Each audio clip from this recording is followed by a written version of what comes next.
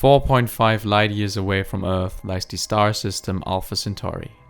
It's home to the gas giant Polyphemus, a planet quite similar to our Jupiter, though much smaller, as its size is only about a third of Jupiter's radius. Unlike Earth, Polyphemus has not just one, but 14 moons. The fifth closest of these satellites is called Pandora. This beautiful moon is the first Earth-like planet mankind discovered, and it has changed humanity forever. From space, Pandora looks a lot like our home planet. The moon's surface is covered by forests, mountains, valleys, plains, lakes, rivers, islands, and continents surrounded by seas. These give Pandora a familiar blue-green glimmer, but don't be deceived by its appearance. If you take a closer look, you realize that its flora and fauna is drastically different from Earth. Pandora's nitro-oxygen atmosphere is much denser and contains too much carbon dioxide for humans to breathe. In addition, hydrogen sulfide, a toxic gas, is spewed out by hundreds of erupting volcanoes. All this requires humans to wear exomasks on Pandora's surface. And it's not just the air that's poisonous for humans. Various plants hold chemicals that render them unfit for human consumption, while many species have poisonous thorns or pods that explode in sprayed acid sap. The overlapping magnetic fields from Pandora and its parent planet Polyphemus cause a variety of bizarre electromagnetic phenomena. Rock formations that contain unobtainium ore, such as the Hallelujah Mountains and the Stone Arches, floating between the powerful magnetic forces. These anomalies exist at several sites. For example, the flux vortex lifts the Hallelujah Mountains, while a countering form of magnetism, called flux spinning, stops them from being pulled into space. The first humans to discover these rocks high up in the sky were awestruck. It seemed unreal seeing billion tons of stone floating in the sky like clouds, and many of their comrades didn't believe their stories either. In truth, many more of these floating rock formations exist. They are often heavily forested, with majestic waterfalls cascading down their sides, interconnected with cable-like bridges of vegetation. But these floating wonders are very dangerous. Sometimes high winds and storms cause the mountains to collide at high speeds. That's the reason why the native Na'vi named them Iram Alusing, meaning thundering rocks. In addition, the magnetic fields that lift the rocks disrupt radar, leaving pilots flying through the clouds with only their eyesight to rely on. Another example of magnetic anomalies are the Malmak, or rings of stone. These rock formations were formed when Pandora cooled from its molten state. The magnetic fields shaped the molten rock, which then hardened. Over thousands of years, wind and weather eroded the rock to form spectacular arches.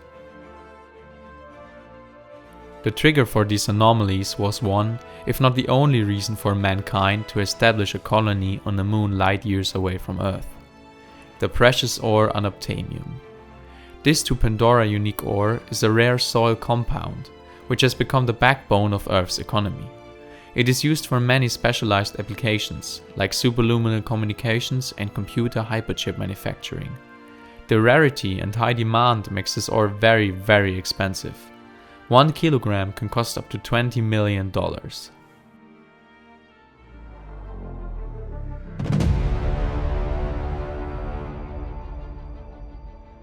The Resource Development Administration, short RDA, is in charge of the unobtainium mining on Pandora. Their base, officially named RDA Extrasolar Colony, or commonly known as Hell's Gate, is the center of all human activity on Pandora. From here, both the mining operations and the Avatar program are coordinated. But establishing a human-friendly environment on Pandora is not easy. Hell's Gate is under constant siege by its toxic surroundings and wildlife. The whole complex is covered by a pentagonal fence. Weapon towers protect the base from intrusions, and a 30-meter-wide cleared strip in front of the fence, patrolled by plant-clearing machinery, holds the jungle at bay. The strip mine next to Hell's Gate is the largest source of unobtainium in current use. Large machines work constantly to get the precious ore out of the ground. But the mining process, and especially the development of new deposits, is a very dangerous affair. Everything seems to resist against human influence on Pandora. To protect Hell's Gate and its personnel, the RDA established a Security Operations Division. This Spec Ops, armed with various specialized equipment, ensures safe mining and exploration operations in this hostile environment. An outstanding example for their tech is the AMP suit. The Amplified Mobility Platform is a distant descendant of military exoskeletons used on Earth in the mid-21st century. Over decades, its design and technology has been perfected. Its capabilities proved invaluable in Pandora's toxic atmosphere and dangerous environment. The suit is designed to duplicate all functions of an infantry soldier, while operating a variety of weapons. The driver can directly control the AMP via high-tech ammo tools. If the driver moves an arm, the suit instantly responds. But the AMP suit is by far not the only weapon system used by the Spec Ops. Helicopters, ships, and many other vehicles are used on the moon's surface.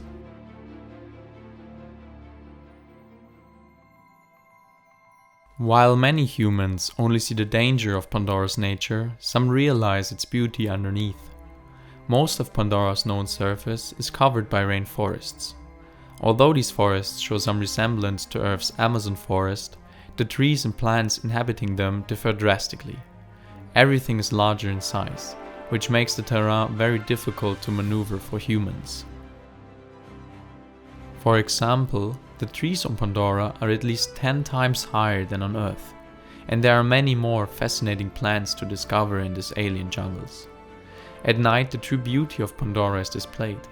Nearly every living thing blazes with bioluminescence, which leads to an enthralling, flashing and flickering display of colors. This beautiful and dangerous nature is home to many different species, the most famous being the Banshees, living on floating rocks like the Hallelujah Mountains, and the Thanator, apex predator of the rainforest. Opposite to humans, the Na'vi have no problems breathing or maneuvering on Pandora. Although quite human-like, their body is perfectly adapted to live on the moon. In general, the blue-skinned natives are taller, leaner, slender and stronger than humans. Characteristics are also the elongated neck and long limbs.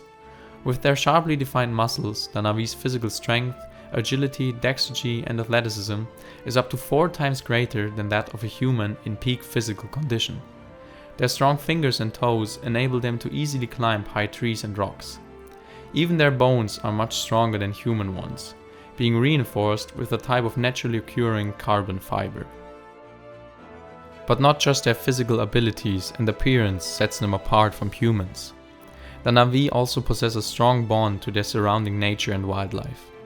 This sense is heavily rooted in their culture, and it's not just a belief. The bond becomes literal through the kuru. From outsiders often mistaken as a simple long hair braid, the kuru is a neural whip, an extension of the Na'vi's nervous system. The neural tendrils at its end can link with animals and plants. This enables the natives to command animals like the dire horse or banshee.